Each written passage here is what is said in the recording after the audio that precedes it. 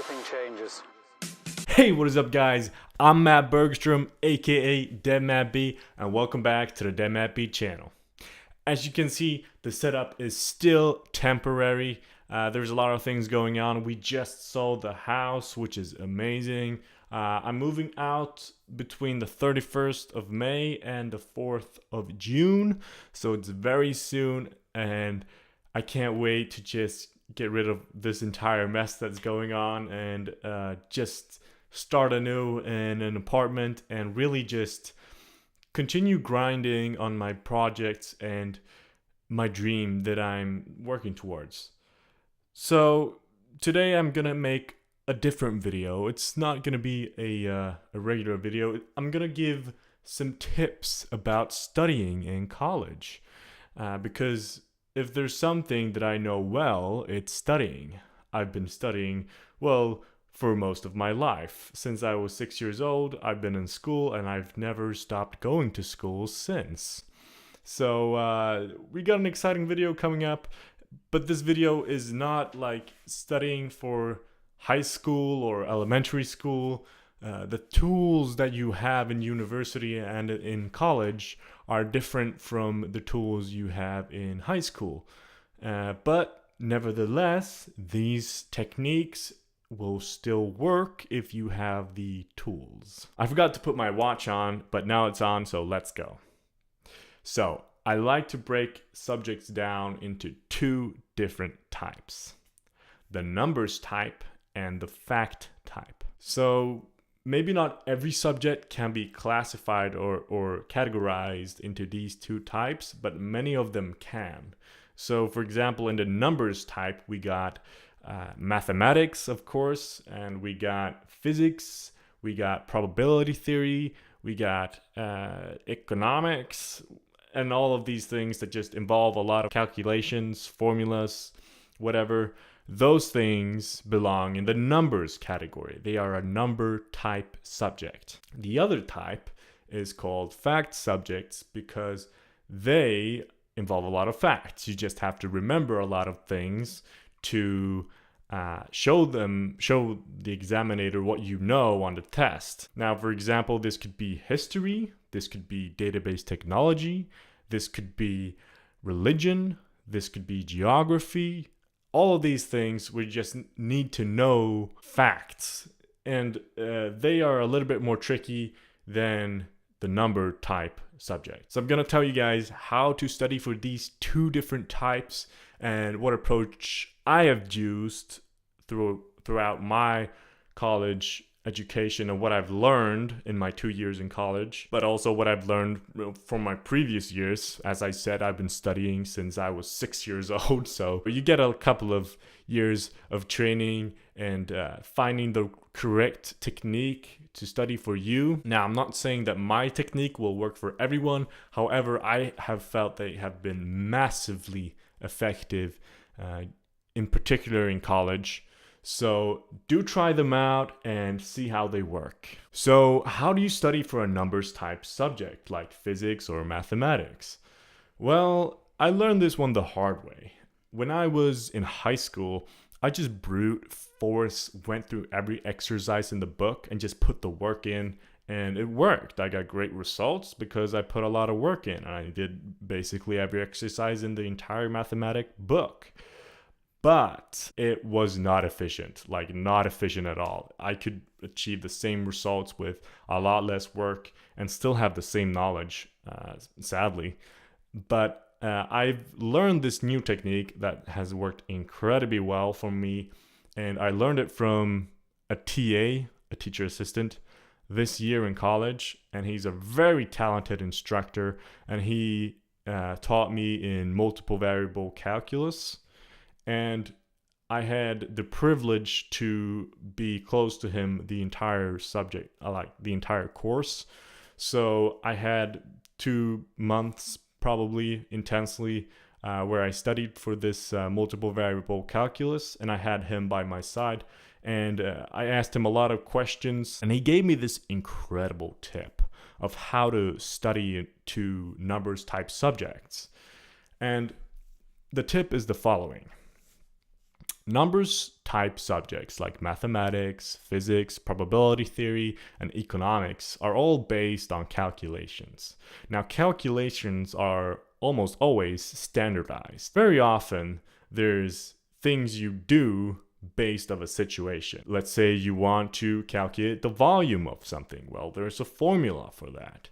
Let's say you're in physics and a ball is falling. Well, you have to naturally take account to gravitation, the gravitational field, because it's falling. There's all these standards that you do and you calculate with because of the situation. The exercise itself has characteristics that you can use to your advantage and use the pattern to solve the exercise. What this TA taught me was to not pour through exercises just one by one without even having any plan or categorization of them.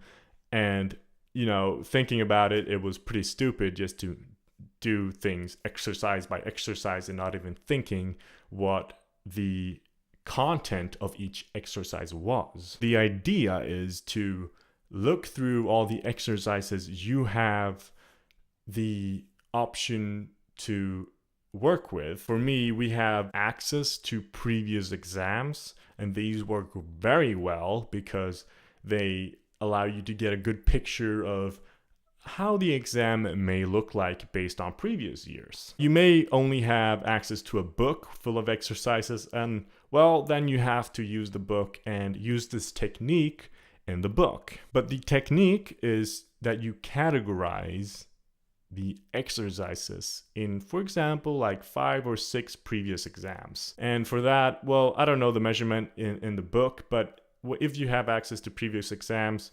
it's like, 5 or 6 of them is enough, and you just categorize the exercises in each previous exam. So you may have one that is calculating volume, and then another that is calculating probability, and then category C, category D, category E, and so on. And you categorize these exercises, and then you don't like go through an entire previous exam at a time, but you rather go through them horizontally than vertically. So you find these, and often they're in the same exercise numbering. So exercise 1 and 2 in a previous exam usually are the same type of assignment, but not always, but sometimes. And if you find these category patterns, you can find out and figure out what categories are likely to show on the exam and in what parts. So if you want, for example, in Sweden, the exam is split into 3 parts. 1 to get a pass, part 2 to get a C, and part 3 to get an A. So you can put these categories in these different boxes. So you can know that category A, B, and C are usually in the pass part, and then D, E, and F, well, they're in the C part, and then if you want an A, well, you got to do category Z and Y. That's really helpful to know where to aim your efforts to get the grade that you want. But the most effective thing with this technique is that if you pour through categories one by one, so you don't go through previous exams vertically, you go through them horizontally. So you take category A, and then you do every exercise that is category A in all of these 6 previous exams. So let's say that's 6 exercises. Well, you go to previous exam 1, you do category A, you go to previous exam 2, you do the category A assignment, and then you go to previous exam 3, you do the category A assignment, and so on. And you do that for every category. Now, what's magical with this is that you manage to remember what you do and what you do wrong also when you do these exercises, because you do them all at a time. So it becomes more of a habit. So when you see this kind of category assignment, you already know, you have it in your spine that, okay, I've done 6 of these at once. So now when I see a category A assignment, I know exactly how it looks like, I know what technique I should apply, and I know what I usually do wrong, so I won't do it this time. And it really works, and you improve yourself every exercise. Try this out. You'll see. You'll know that, oh, I did this wrong the previous exercise. Well, I'm going to make it right this time. And then you just keep going. And then when you get to the exam, it's going to be like it's a habit, you know. You already know how to solve it as soon as you read the question. And that's magical. It feels so good. And it gives you a lot of confidence when you write the exam. Now, the trick is when you've done all these categories, you split maybe the exercises into like 10 categories and you do 5 or 6 exercises of each category. Some categories may be more important than others, so focus your efforts on those. If you see reoccurring categories coming up on previous exams or in the course book, focus more on those and put your effort more in those and make those a habit of solving, and you'll realize the pattern after a while. While you're doing these exercises, never erase a mistake you make or a wrong doing that you do. Just take a red pen, mark it up, and then say why it was wrong and what you're going to do next time to make it right. So you write down, you calculate the volume wrongly because you forgot that. And next time, don't forget that. It's a very vague example, but the idea is to mark every time you do something wrong, and in the end, you'll just be able to go through each page of exercises that you've done and see every time you've gotten it right and every time you've gotten it wrong and what you did when you got it wrong. After you've done every exercise of these category, you go through your notes, notice the pattern, because you probably already have when you did them, because most exercises are very similar. Notice the times you do something wrong and make note of those. And after you go through all of your exercises for one category, make a summarizing page of what you do, what the pattern is, the instruction, and how the exercise looks like. What does the text look like? What does it include? Are there any keywords? How do you know that this is a category A? And how do you solve it? And what are typical things to do wrong? What did you do wrong when you tried to do them on these previous exams? And make note of all these things and just try to summarize it on one page. And I did this just to show you. No, I actually did this to study myself. But it's very effective. And let's see, take this one. So this is vector fields, it says in Swedish. So I have this category called vector fields and how to solve them and what you could possibly want to know about a vector field. And I draw it up. I give some standard information of how a vector field is described and so on and so forth. And then I give an example and I give some instructions written that is connected to this example.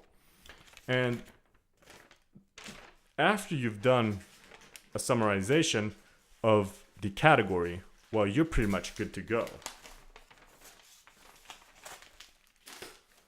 I mean, when you've done a summarization, you'll probably be so drilled at this category that it'll be hard to fail the exercise on the exam. And this isn't a lot of work, really. I mean, do 6 exercises of one category. Like, there's a little bit of work to categorize every exercise, especially if it's not given. So you have to do it yourself. Takes maybe an hour to categorize everything, but it's really worth it because it really makes your studying efficient. And when you do it, you do like six exercises of one category, and then you make note of what you did wrong and make note of the pattern, and then summarize it on one page and do that for every category. And you're so good to go. It's not even funny. So that is pretty much the tip I have to study well for the numbers type subjects. If you have any questions or if this video was unclear, don't hesitate, hit me up, write a comment, hit me up in the DMs, or write to me on Facebook or whatever. I'll explain what I meant if something was unclear. I hope you guys understood. I realize now that it's got a lot of time in this video, so I'm gonna cover the facts type subject in the next video and just keep this video into the numbers type subject. Okay? All right. Thank you guys for watching. I hope you learned something today, and I hope to see you guys in the next video.